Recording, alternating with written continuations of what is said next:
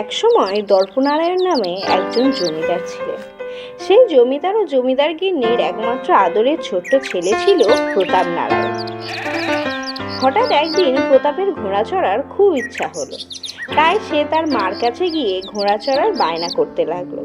ছেলের বায়না সহ্য করতে না পেরে গিন্নিমা ছেলেকে নিয়ে জমিদার বাবুর কাছে গেলেন। ছেলেকে এক্ষুনি ঘোড়া কিনে দিতে হবে। গিন্নিমার এক কথায় রাজি হয়ে গিয়ে সোজা হাটের দিকে জমিদার বাবু আর তার ছেলে রওনা দিলেন। হাটে গিয়ে অনেক খোঁজাখুঁজি করে একটা ছোট্ট ধপধপে সাদা ঘোড়া পছন্দ হওয়ায় সেই ঘোড়াটার দরদাম করে কিনে ফেললেন। ঘোড়াটা নিয়ে বাড়ি ফেরার পথে রাস্তাতে কিছু খাওয়ার জল আনতে যাওয়া মহিলাদের গুঞ্জন শুনতে পেলেন। দেখো খাবার ছেলের ভাব দেখো। ঠিকই তো, ঘোড়াটাকে কিনে দুজনে হাঁটতে হাঁটতে যাচ্ছে। ঘোড়া কিনে যদি হাঁটবো তাহলে ঘোড়া কেনা দরকার কি বাবা? মহিলাদের কথা জমিদারের কানে আসায় জমিদার ছেলেকে বললেন, শোনা, অনেকটা হাঁটা হয়েছে, এবার চলো আমরা ঘোড়ার পিঠে চড়ে বাড়ি ফিরি। এই বলে তারা ঘোড়ার পিঠে চড়ে বাড়ির দিকে চলতে লাগলো। যখন সানের ঘাটের কাছে আসলো তখন কিছু ছেলে মেয়ে স্নান করছিল। তারা এই দৃশ্য দেখে বলল, ওই দেখ জমিদার বাবু ভাব দেখ, টাকা দিয়ে ছোট্ট একটা ঘোড়া কিনেছে বলে দুজন মিলে চড়ে যাচ্ছে। ঘোড়াটার যে কত কষ্ট হচ্ছে তা ঘোড়াটাই জানে। ঠিকই তো, ঘোড়া অবলা জীব বলে যা খুশি তাই করছে। এই কথা শুনে বাবা ছেলেকে বলল, খোকন, তুমি ঘোড়ার লাগাম ধরে বসে থাকো, আমি তোমার সাথে হাঁটতে হাঁটতে যাচ্ছি। এইভাবে চলতে চলতে কিছু পরে তারা দেখলো রাস্তার এক ধারে একটা বড় বটগাছের ছায়ায় কিছু বৃদ্ধ বসে আড্ডা দিচ্ছে ও বিড়ি টানছে। ও খুড়ো, কি কাণ্ড দেখো! এই না হলে জমিদারের ছেলে, পুরো বাপটা হাঁটতে হাঁটতে যাচ্ছে আর উনি দেখো ঘোড়ার পিঠে দিব্যি বসে আছে। বাবা তুমি উঠে বসো, আর তো বেশি বাকি নেই বাড়ি পৌঁছাতে, আমি বরঞ্চ হেঁটেই যাচ্ছি। এদিকে জমিদার গিন্নি ঘোড়াটাকে দেখবে বলে আর অপেক্ষা করতে না পেরে একবার এ ঘর ও ওই ঘর করে বেড়াচ্ছে। কিছুক্ষণ পরে তিনি দেখতে পেলেন ছোট্ট ঘোড়াটির উপরে তার স্বামী মহারাজ বসে আসছে আর তার ছোট্ট বাচ্চাটা এই রোদে হাঁটতে হাঁটতে আসছে। এই দৃশ্য দেখে জমিদার গিন্নি রেগে গিয়ে জমিদার মশাইকে যা না তাই বলে অপমান করে বসল। তৎক্ষণাৎ অপমানিত জমিদার বাবু ঘোড়ার লাগাম জমিদার গিন্নির হাতে তুলে দিয়ে মনের দুঃখে বাড়ি থেকে বেরিয়ে গেলেন। বাড়ি থেকে বেরিয়ে গিয়ে তিনি শ্মশানের কাছে একটা শ্যাওড়া গাছের তলায় বসে পড়লেন। তিনি ঘুণাক্ষরেও জানতেন না সেই শ্যাওড়া গাছ ছিল ভূতেদের আড্ডাখানা। জমিদার বাবুকে গাছের তলায় বসতে দেখে একটু ভূত বলে উঠল, চল চল, সবাই মিলে জমিদার বাবুকে তুলে নিয়ে আসি গাছের উপরে। মনে হয় ওনার মনটা খুব খারাপ, আমরা একটু সান্ত্বনা দিই।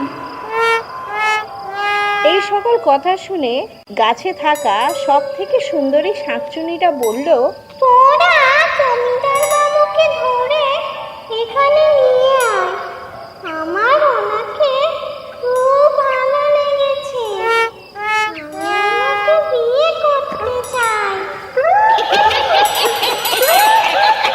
গাছের উপর থেকে এই অট্টহাসি শুনে ভয়ে জমিদার বাবু নড়াচড়া করতে পারলেন না। ভূতেরা সবাই মিলে জমিদার বাবুকে গাছের উপরে তুলে নিল। তখন সন্ধ্যা হয়ে এসেছে। একজন বলে উঠল, সন্ধ্যা হতে যায়। তাহলে কি করুনি নাকি বিয়ে হবে? তা বামুন পাবে কোথায় এখন? তুই থাম তো, বামুনের কোনো দরকার পড়বে না, শুধু মালা বদল করলেই হয়ে যাবে। তবে মালাটা একটু মজবুত আনতে হবে, জমিদার বলে কথা। আমাদের ছাত্রী জমিদার হবে বলে কথা। চল চল, বউকে বড় ঘরে বসিয়ে দিই। আসবো।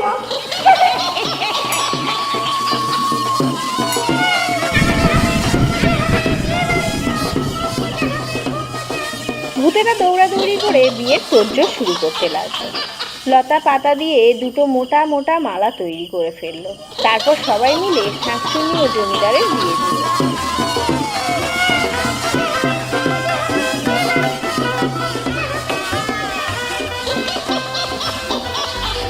অন্যদিকে গিন্নিমা ছেলেকে নিয়ে সন্ধ্যা দিয়ে এসে অন্দরমহলে জমিদার বাবুকে দেখতে না পেয়ে ডাকাডাকি করতে লাগলো। জমিদার বাবুর কোনো সাড়া না পাওয়া গেলে পাইক বরকন্দা চারিদিকে খোঁজাখুঁজি করত।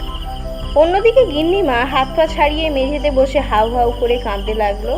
ঠিক এই সময় এক গ্রামবাসী এসে জানালো যে জমিদার বাবুকে শ্মশানের কাছাকাছি বড় শেওড়া গাছটার উপরে দেখা গিয়েছে। এই খবর শুনে সবাই বড় শেওড়া গাছটার কাছে গিয়ে দেখলো গাছের উপরে একটি দোলনাতে মালা পরে শুয়ে আছেন জমিদার বাবু। গ্রামবাসীরা সবাই মিলে জমিদার বাবুকে ধরাধরি করে নামালেন। ঠিক সেই সময় গাছের উপর থেকে নাকি গলায় কে যেন বলে উঠল, কি গো, আমাকে না নিয়ে যে একা একা চলে যাচ্ছ? এই, তোরা সবাই আমার সাথে আয়, প্যান্ডেল করতে হবে, আর বাজার রান্না বান্না সব করতে হবে। দেখতে তো পাচ্ছি ওরা ভয়ে কিছু করতে পারছে না। জমিদার গিন্নি এই সব কাণ্ড দেখে ভিমড়ি খেলেন। সবাই মিলে গিন্নিমাকে ধরাধরি করে ঘরে নিয়ে গেলেন। কিছুক্ষণে পরে গিন্নিমার জ্ঞান ফেরায় তার সমস্ত মনে পড়তে তিনি পালঙ্কের উপরে মুখ ভার করে বসে রইলেন। ঠিক এই সময় শাকচুন্নি ঘরের ভিতরে এসে বলল, পদি ভাই, তুমি এখানে অমন করে বসে আছো কেন? আমি তো এখন থেকে তোমার ছোট বোন। তুমি কিছু চিন্তা করো না, বাইরের সমস্ত কাজ খুব ভালোভাবেই সম্পন্ন হবে। আমি এখন আসি, হ্যাঁ, পরে কথা বলবো।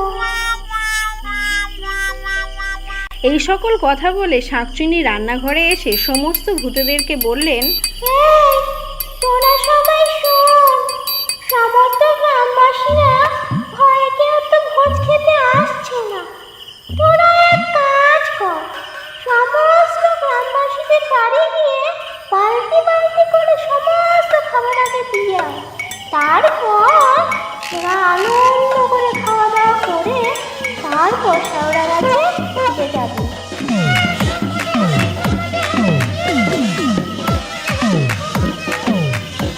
সমস্ত ভূতেরা শাকচুন্নির কথা মতো সমস্ত গ্রামবাসীদের বাড়ি বাড়ি খাবার পৌঁছে দিয়ে নিজেরা আনন্দ করে খেয়ে তারপর শেওড়া গাছে ফিরে যায়।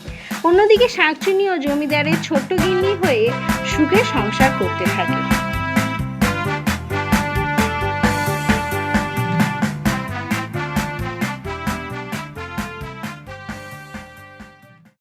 বন্ধুরা, আপনাদের গল্পটা কেমন লাগলো জানাবেন।